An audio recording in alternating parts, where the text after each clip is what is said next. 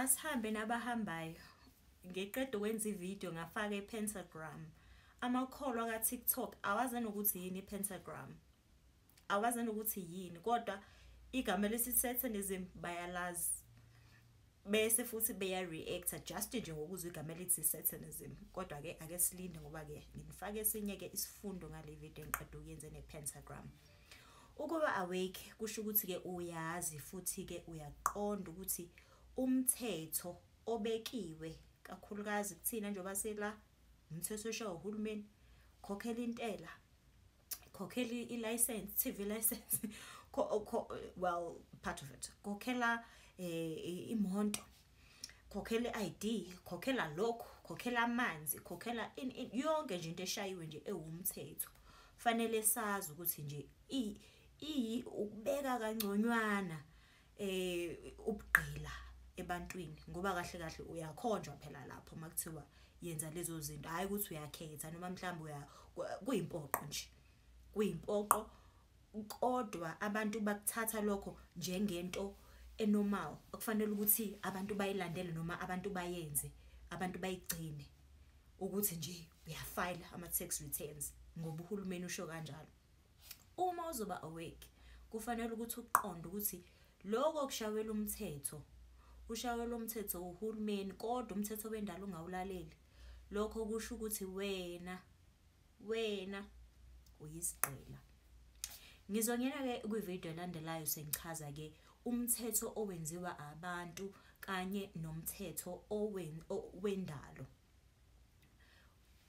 ukuze nawe uzoyithathela isinqumo mase sekukufikele nawe lokho ukuthi yazi nami ngiyawuthanda lo mthetho wendalo, ake ngike ngiyozame, ngoba njengoba ungawuzami noma ungawu-apply empilweni yakho ingoba ubungawazi, ingoba awufundiswanga wona, ngoba into ofundiselwe yona ukuthi wena ube yisigqila njengoba uyisigqila. Ngikuchazela ngaphambilini ukuthi uqala kanjani ukuba yisigqila. Uqala esikoleni la ufundiswa khona ukuthi nje wena lalela yonke into eshiwoyo. Ngesikhathi usuphuma esikoleni already usungenile, usushuni nje vele nje ukuba yisigqila, njengoba siphila ebugqileni. Asiphile ebugqileni bokuthi awukwazi ukuyikhetha ukuthi uhlale ephi, uyakhonjwa, uyafukuziswa emasimini. No, usebugqileni bengqondo. Lokho kufanele ukuthi uzame ukukushintsha empilweni yakho ukuthi hayibo, yazi lempilo esiphila akufanele ngabe siphila lempilo. Ngikhuluma kanje ngoba mina ngakubona ukuthi ngiyisigqila, kodwa omunye umuntu mhlawumbe ongasebenzi wayengakuthatha nje ukuthi hawu waze wawulahle bomsebenzi wentombazana ungaxoshiwa vele nje wathi uyayeka, wathi nje uyawushiya phansi. Abaningi basacabanga kanjalo, kodwa ngakubona ubugqila engangikubona, noma kwakuwubugqila obungcono ngoba ngangiyisigqila esikhokhelwayo, isigqila esingcono kunezinye izigqila. Uma nje uzoba awake wena fanele uku-understand ukuthi yonke lento eshiwoyo nje ukukholelwa kuhulumeni, ukukholelwa kwizinto ekuthiwa zenze, kuyingxenye yokuthi wena ube yisigqila. Njengoba uqala esikoleni nje, uma uphuma esikoleni yini into abantu abayicabangayo, ngisho abazali bakho abanye baze baphoqwe ngenkani ukuthi hayi hamba ufunda wena, awufuna ukufunda. Ingane iyohamba ke iye university iyofunda i-course engayifuni ngisho ukuyifuna. Emva kwalokho mase sifundele leyo course usune degree. Into ozoyenza ngedegree yakho yini? Ukuhamba uyongqongqoza uyoba ingcilebane yomuntu, uyoba yisigqila kahle kahle. Kodwa thina sikubona kunormal lokho, ngoba sikawu-understand umthetho wendalo, asikakawu-apply empilweni zethu, ngoba sisaqhubeka ngale system le esikhuliswe ngayo, le efakwe engqondweni yethu, le esicabanga ukuthi iyona right.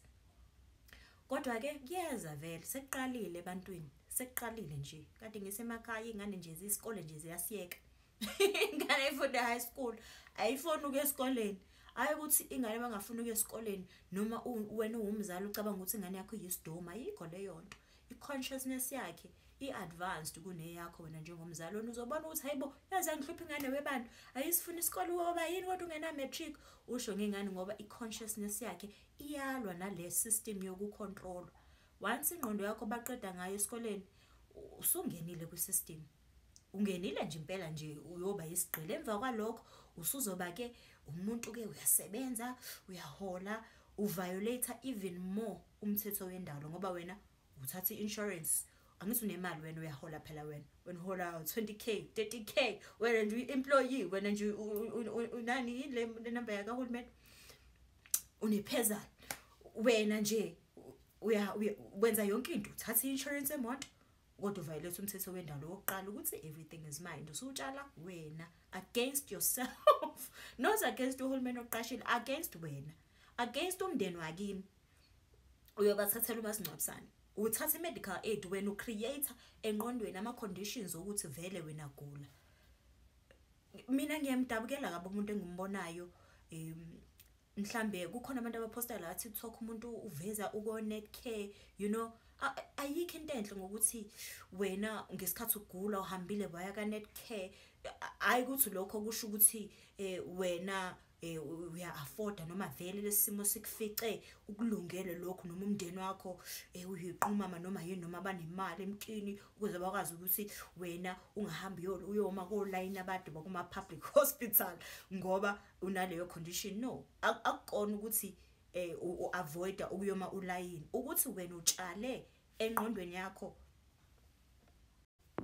umqondo wokugula kungaba lona nje othatha medical aid wena ozokwazi ukwe-afford bese usifaka ama video la ku TikTok noma ngaba ama video ased kangakanani ukuthi uyakhula uphuka umlenze wenzeni lo muntu okhokhela lo medical aid uyena otshale lo mqondo iuniverse nje ivuma konke uthi mina makwenzeka kuba khona umuntu olimala emndenini wami at least ngifuna ukuthi akwazi ukuthi athole a better health care angaye ku public hospital angaze afe kusho wena iuniversity okay ufuna ukuthi kulimala abantu noma kube khona isimo esikise sibhedlela net care okay uyakhokha nama premium iuniversity nje yabhakela yonke lento oyishoyo oyicelayo ngoba wena unemali uyasebenza ngithi eksebenzeni kwakho ukhokha intela eksebenzeni kwakho uthatha i-life cover eksebenzeni kwakho uthatha lokhu nalokho eksebenzeni kwakho uthatha i-loan